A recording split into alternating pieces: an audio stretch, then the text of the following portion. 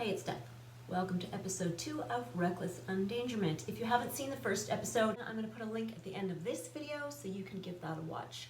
Just to give you an overview of what this series is about, is I'm trying to present a alternate view of parkour practice for people who may only be aware of the more elite or sensational depictions of parkour. So what I'd like is for the average person to see the very many benefits of a parkour practice and have a more relatable example that might encourage them to give it a try.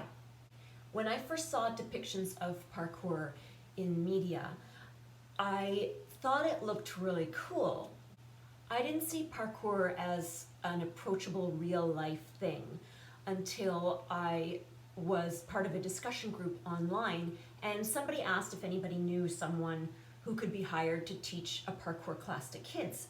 And so that sort of, okay, so there are actually people where I live doing it. In the responses, someone mentioned that there was going to be a gym opening up, and it just so happened it was 8 blocks from where I was living at the time. So right away I signed up on the email list. I wanted to know what was going to be going on. At the time it wasn't right for me. I still had babies at home to take care of. I had the intention of getting pregnant again. Years went by, my kids took classes, my husband started taking classes, but I was a little bit scared. I was worried about being embarrassed. I'm not super good at meeting new people. So when my youngest turned 1, it seemed like, yeah, maybe that's the right time. Ultimately, my husband ended up signing me up for my first classes. I started out with fitness classes, but it only took me a few classes of being there before I realized, this is awesome, I love it, I want to do more of this, I'm going to get into learning some of the skills. You can't really be both curious and judgmental at the same time. So sometimes the biggest obstacle we have is just showing up. Parkour has done so much for me to help me challenge my beliefs about myself. I love the idea that something that I'm doing makes other people challenge their underlying beliefs and assumptions. And that's not just the topic of this particular video, but it's kind of what underlies this whole series.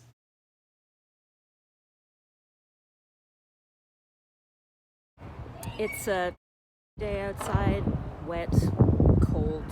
I'm here at this spot all by myself. The classic place we come to when we need a place that's a little bit dry and sheltered. So I'm gonna hang out here by myself for a while today and see how many things I can do with this wall. It's a little too low on this side, a little too high on that side, but I'm going to use this as an exercise for coming up with creative solutions to limited structures to work with. Pretty sure most people could find themselves a simple wall to do some things with, so let's see what I come up with today. Here you're going to see me run through some drills of getting up to the wall, jumping either single feet or 2 feet, or doing transitions, as well as turning around, redirecting my movement, or using my hands to get up to the wall, either 2 feet or with alternating single foot. Here I'm doing a move that's pretty much just for style and fun, but it's pretty challenging. Different transition moves for redirecting once again, and then you'll also see me here doing a support traverse where I've got my feet along the wall, not supported on the ground. You'll see I have a number of different ways that I can pass over the wall as well. And because it's short on one side and taller on another, I can do different skills depending on which side I'm approaching from. So for my height, it's a little bit high up on the one side. So you'll see most of my vaults I'm approaching from the left side of the screen to the right. And I'm trying to do most of the vaults on both my left and right side because sometimes we end up with a setup where one is preferable. Lastly, I'm doing a shoulder roll off the end of that wall. Sometimes that takes me a little bit of working up to, but I'm starting to get more and more comfortable with that, so I hit that one first try this time. It's just you and me and a thermos of tea.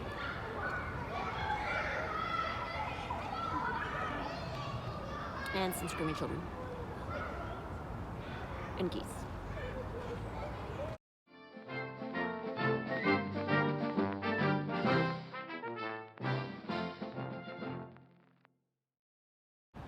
I've always liked this wall better, so I'm just going to deal with the fact that it's wet. It can feel a little bit weird training outside sometimes, especially if you're by yourself. If you're with a group of people and everybody's kind of doing the same thing, jumping around on stuff, it seems to legitimize it a little bit. But the other side of that is if I only ever did my training inside, the only people who would see me are people who already have an idea that a parkour practice is valuable and interesting for them. So I like the idea of if I'm outside, especially if I'm at a playground or something, I see kids stopping and watching, I see parents looking out of the corner of their eye. I know that they're starting to reevaluate what that space is meant for and who it's meant for. And they can see that even though I'm working hard, it's also a form of play for me. Parkour is becoming more and more accessible. There are a lot of online resources available for people who need to learn how to do it on their own, and there are more coming all the time. I'm really lucky to have access to a purpose-designed gym specific to parkour training. There are lots of quality coaches that I can learn from. There's equipment that I can move around. I can make things scalable. I can progress all my skills to a level that I'm comfortable with. And then I can take them outside and see how I can adapt them to the environment that I find myself in. My local community does a weekly outdoor training session, and I've made the commitment to myself to show up every week. I don't really leave it to the day to decide whether I feel like going or not. If I'm tired or sore, I'll just take it super gentle that day. If I'm not feeling super social, I'll go off on my own and practice my own thing. But a lot of times I feed off the energy and the ideas of the people around me. And it's been a good source of social connection for me as well. And, we don't always have the best weather, but even the worst weather in Vancouver is not that bad.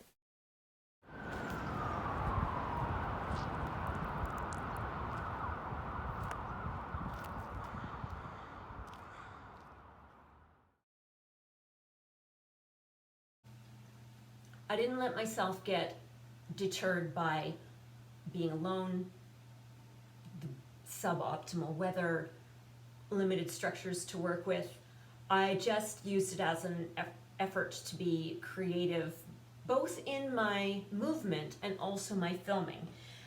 Without having someone there to take any video for me, I couldn't line up the best angles or distances or range of the view or tracking my movement in any way.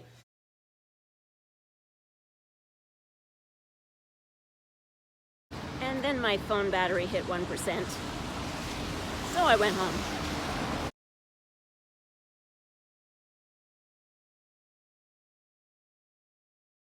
Even the ducks are sick to death of this weather.